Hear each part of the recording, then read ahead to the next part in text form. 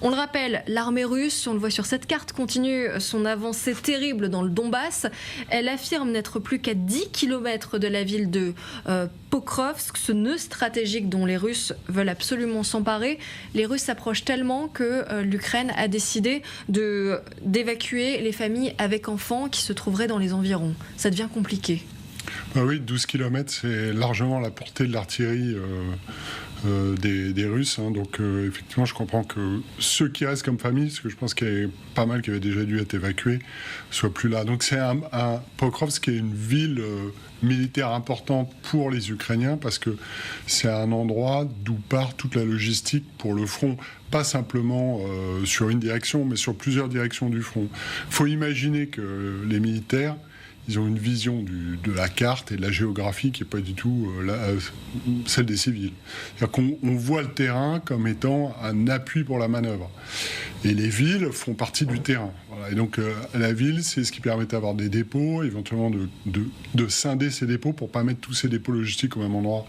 Parce qu'une seule frappe permettrait d'affaiblir considérablement votre logistique. Donc tout ça permet d'organiser, si vous voulez. Et puis une ville, c'est un nœud routier. On le sait, en France, partout. C'est un endroit particulièrement. où converge. Voilà. Et donc là, c'est particulièrement un nœud routier. Donc la logistique, c'est des stocks et des flux. Les flux, c'est par les axes routiers et les axes ferroviaires. Et Pokrovsk est un de ces nœuds. Voilà. Et donc qui permet de redistribuer au plus près du front une logistique qu'on essaie de pas trop centraliser pour des raisons de protection que j'évoquais à l'instant. Voilà. C'est pour ça que c'est vital. Mais 12 km à la vitesse où vont les Russes depuis quelques mois, c'est pas non plus complètement demain. Mais effectivement, je pense que déjà, les frappes d'artillerie doivent tomber régulièrement sur Pokrovsk et tous les points d'importance vitale pour les Ukrainiens. Qu'est-ce que ça signifiera pour la suite de la guerre ?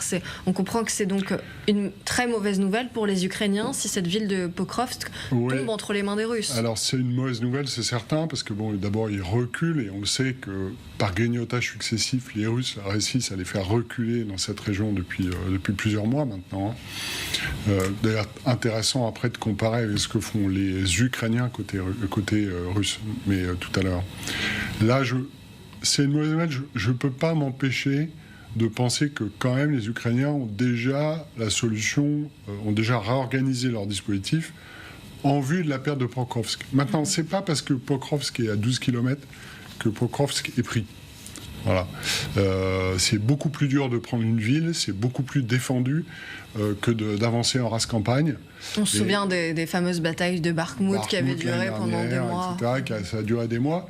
Si les Ukrainiens mettent le paquet, je ne connais pas exactement l'état des forces qui sont sur place, ça peut prendre très longtemps. Donc ce grignotage successif, il peut aussi se ralentir. Voilà. Je ne peux pas imaginer que l'état-major ukrainien ait lancé son offensive en Russie, dans l'oblast de Koursk, sans s'être dit, bon, qu'est-ce qu'on fait pour Pokrovsk si ça tombe et comment on va le défendre ?